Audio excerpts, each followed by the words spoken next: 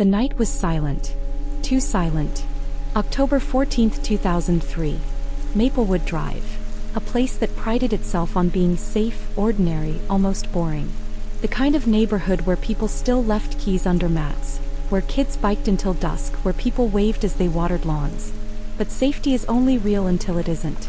At 12:08 a.m., safety shattered. A young woman ran barefoot down the street, her breath uneven, her fists pounding against the wood of the first door she reached. Her name was Maya Torres. She was 22. And within minutes she would be gone. She screamed. She begged. She knocked on 7 doors. And not one opened. By sunrise, Maya was dead. To understand what happened that night, you first have to know who Maya was. She grew up in a modest apartment 2 towns over, the daughter of Carmen Torres, a single mother who worked long hours at a laundromat. Money was always tight, but love was abundant. Carmen used to say Maya came into the world with a pen in her hand, scribbling stories before she could write. At 22, Maya was in her 2nd year at a community college, majoring in communications with dreams of transferring to a larger university. She worked nights at a local diner, the kind of place where regulars came in at the same hour, ordered the same food, sat at the same tables. Her friends described her as thoughtful, a little shy, but with a sharp wit that came out once she trusted you. She had ambitions, journalism, storytelling, shining a light on the overlooked. She kept saying, "Someone has to listen when it matters," her best friend Jenna recalled years later. She believed stories could save people. Maya believed in stories, but the one she was about to live would become her nightmare. At the diner, Maya served all kinds of customers. Tired truckers, chatty families, lonely night owls. But one man stood out. His name was Daniel Harris, 34, a drifter who'd worked a string of jobs, janitor, handyman, warehouse laborer, and lost each of them for trouble with boundaries. To most people, Daniel was invisible. He came in quietly, ordered the same thing every night, black coffee, eggs over easy, dry toast, paid in cash, tipped just enough not to stand out. He always sat in the same corner booth, back against the wall, eyes fixed not on the menu, not on his plate, but on Maya. At first she thought she was imagining it. Lots of waitresses get stared at. Comes with the job. But soon she noticed patterns. He never came when other waitresses were on shift. He lingered long after finishing his food, just watching. In her journal she wrote, October 2nd, closed with Zoe. We joked about the booth ghost. He was there again. Just watched. No smile. No words. A few days later, October 5th, he followed me to the corner. I heard his steps stop when I turned. Maybe I'm imagining it. Maybe I'm not. Then on October 7th, he smiled today. Felt like a warning. That's the word my brain picked. Warning. The word warning would prove prophetic. Friends noticed the change. She began asking coworkers to cover the coffee runs to his table. She switched her walking routes home, detoured around alleys, stayed on well-lit streets. She called Jenna almost every night as she walked home. Sometimes she'd lie, saying she was already inside when Jenna could hear wind in the background. I'd say, "Are you sure you're safe?" And she'd laugh it off, Jenna recalled. But I could tell she was scared. One night, she bought a small personal alarm at a hardware store. It chirped when she tested it at the counter. At home it was dead. She returned it the next day but never bought another. The street Maya lived on, Maplewood Drive, seemed the last place for anything dangerous. It was the kind of neighborhood real estate agents described as family-friendly.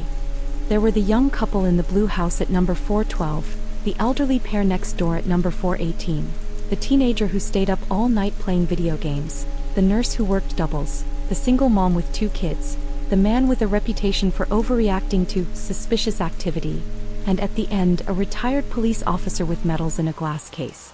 7 houses in a row. 7 people who would later live with the memory of hearing Maya's knocking and doing nothing. On October 14th, Maya worked her usual evening shift at the diner. She wore her hair pulled back in a low ponytail, her name tag slightly crooked. Daniel was there as always in his booth. He ordered coffee, eggs, toast. He didn't touch the food. He just watched. Her co-worker Zoe noticed Maya's hands shaking as she set the coffee down. "You okay?" she whispered. Maya nodded, but her lips were tight. At 11:47 p.m. Maya clocked out. She folded her apron, tucked her journal into her bag and stepped into the night. Daniel had already left. The security camera from a convenience store caught her at 11:53, head down, walking fast. A taller figure appeared seconds later in the frame behind her. At 12:01, she cut onto Wren Avenue, a shortcut she promised herself she wouldn't take. It shaved 5 minutes off the walk. Tonight, she gambled with those minutes. At 12:03, she turned onto Maplewood Drive. Home was close now. Too close to run. Too far to feel safe. And at 12:05, she made the first knock. House number 412. The young couple. They woke to pounding on their door. The man pulled the curtain back and saw her. A young woman, terrified, barefoot, hair plastered to her face with sweat. "Don't open it," he whispered to his wife. "It could be a trick." His wife wanted to call the police. He didn't want to be embarrassed. He didn't open the door. Maya pressed her forehead against the wood once, then pushed off and ran. House number 418. The elderly couple. They lay in their twin beds, listening to her desperate pleas. "It's a scam," the husband whispered. "They'll rush in if we open." The wife asked, "But what if it's real?" He never answered. Neither of them moved. A teenage boy gaming upstairs, headphones on. He thought he heard knocking but dismissed it as background noise. He turned up the volume and returned to his screen. A nurse who had just come home from a double shift. She peered through the peephole and saw Maya's distorted, tear-streaked face. "Please, just call the police," Maya begged. The nurse backed away, whispering to herself, "If I open, I'm dead." She slid down the wall and covered her ears. A man known for calling police on suspicious activity. He sat up in bed but didn't move. He'd been embarrassed too many times. He decided to ignore it. Maya's voice cracked at his door. "Please, I don't have anywhere else to go." He never answered. A single mother with 2 children asleep in their beds. She clutched her phone but never dialed. "If it's a choice between my kids and a stranger," she said later, "I chose my kids." At the end of the street, a retired officer watched her collapse against his door. He saw her lips move. "Please, just call." He scanned the street, suspecting a setup. His hand hovered over the deadbolt, then withdrew. He never opened it. By 12:20 a.m., Maplewood Drive was quiet again. Porch lights clicked off. Curtains closed. Somewhere down the street, a car engine idled. Then it faded, and Maya was gone. At 7:12 a.m. on October 15th, a grocery clerk wheeling trash bags to a dumpster spotted a handbag near the top of the pile. He tugged it free, expecting it to be empty. Instead, he found an ID card inside, a few bills folded neatly, and a set of keys attached to a small heart-shaped keychain. The name on the ID, Maya Torres. Police were called immediately. Within an hour, Maplewood Drive was swarming with patrol cars, detectives, and yellow tape. Detectives went door to door. At every house, the story was the same. They heard knocking, they heard a woman's voice, but they didn't open. The young couple admitted they argued about whether it was a trick. The elderly pair said they froze. The single mom said she chose her kids. The retired officer said he assessed the situation and didn't see enough reason to intervene. But the contradictions piled up. The couple swore they didn't see anyone chasing her. The nurse claimed she saw a shadow moving behind her. The officer insisted no one else was visible on the street. 2 neighbors said they heard a car engine. One said they didn't. What was clear was that Maya had knocked on all 7 doors. What wasn't clear was what happened after the last. Behind a fence on Wren Avenue, officers found a pair of women's flats. One was scuffed badly on the sole. The other had its lace torn as if caught mid-run. Forensics bagged them carefully. They were confirmed later as Maya's. This meant she had been running before she reached Maplewood Drive. It meant the chase had begun earlier than the neighbors realized.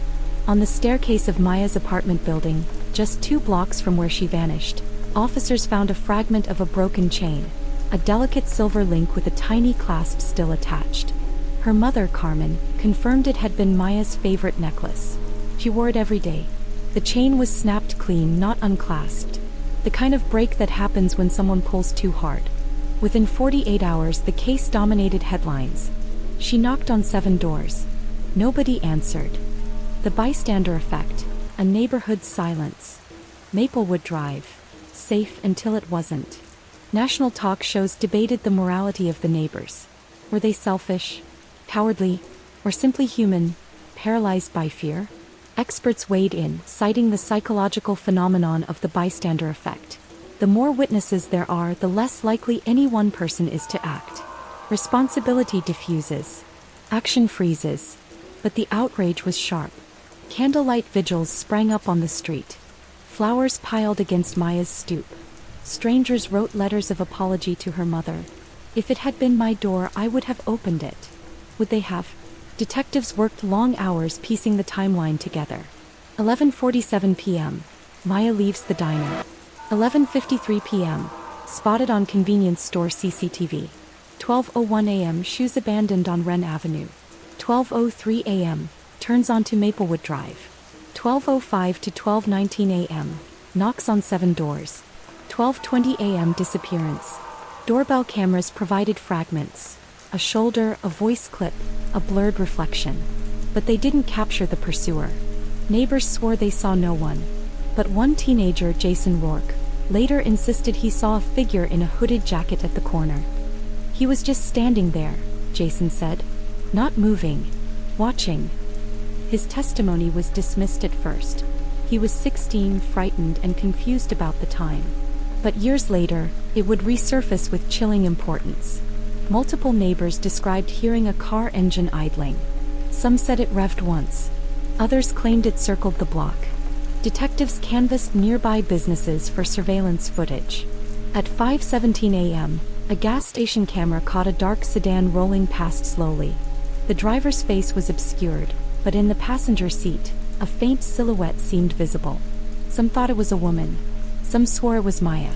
The footage was too grainy to confirm, but it gave detectives a lead. While canvassing the diner where Maya worked, police began to hear the same name whispered by staff: Daniel Harris. He was always there, so he told them. Same booth. Same stare. He never bothered anyone, but Maya hated serving him. She said he followed her once. Another coworker described how Daniel lingered after closing. He'd sit there with an empty coffee cup until she started cleaning, watching. When detectives ran his name, they found a string of petty charges: trespassing, disorderly conduct, one harassment complaint at a former job. Nothing violent, nothing serious, but troubling enough. And then they learned he had once worked briefly as a maintenance contractor on Maplewood Drive. On October 20th, detectives obtained a warrant and searched Daniel's small apartment. Inside they found photographs. Not family photos, not vacations, but candid shots of women, taken from a distance without consent. In his dresser drawers they found locks of hair, scraps of fabric, trinkets like earrings and keychains, trophies. And in one box they found Maya's broken necklace. Daniel was brought in for questioning. Detective, why Maya? Daniel, she noticed me. That's all it takes. One smile. One look. She was mine. Detective, you followed her? Daniel, she didn't mind. At first. He poured my coffee. She smiled. That meant something. Detective, and when she pulled away? Daniel, flat, cold. You don't leave me. The evidence pointed to Daniel. But there were still unanswered questions. Why did none of the neighbors see him? What happened after the last door? And most haunting of all, could Maya have been saved if just one person had opened up? Theories spread online and in town. That Daniel had stalked her for weeks, waiting for the right night. That the idling car was his and she was forced inside. That she was alive for hours after the last knock. That she was taken to the reservoir. The reservoir theory gained traction when years later, a child's backpack was found in the mud there. Inside were torn pages from a journal, smeared with water damage. The name on the inside cover: Sophie Miller. It was a different case, a different family, but people connected the dots, wondering if predators were using the same dumping ground. As weeks passed without Maya's body being found, the neighbors of Maplewood Drive lived with a new kind of silence. Not the quiet comfort of a safe street, but the heavy, accusing silence of regret. At community meetings, some cried openly. One woman asked, "Why didn't we open? Why didn't any of us open?" No one had an answer. Detectives knew Daniel Harris was their man. The evidence was damning. Maya's broken necklace in his apartment, photographs of women, trophies from past encounters. His words in interrogation revealed not only obsession but entitlement. But the challenge was proving murder without a body. In court, defense attorneys would argue, obsession does not equal guilt. A necklace could have been stolen, planted, or dropped. Photographs were creepy, yes, but not proof of homicide. Prosecutors needed more. 2 weeks later, a break came from the reservoir. A fisherman spotted something near the shoreline, scraps of fabric tangled in reeds. Forensics matched the fibers to the uniform Maya had worn at the diner. Nearby, divers found fragments of bone. They were too degraded for full identification, but DNA confirmed they belonged to Maya.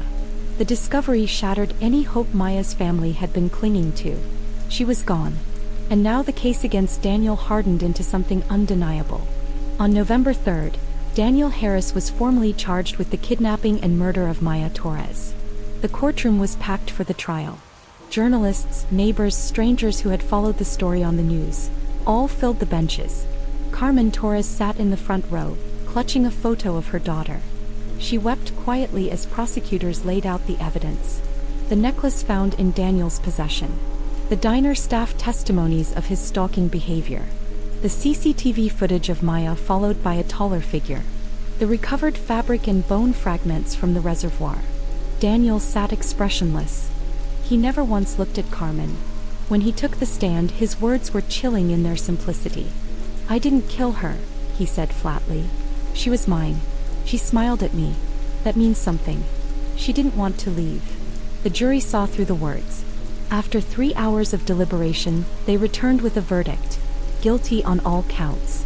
Daniel Harris was sentenced to life in prison without the possibility of parole. The conviction brought legal closure. But Maplewood Drive would never feel the same. Each of the 7 households wrestled with guilt.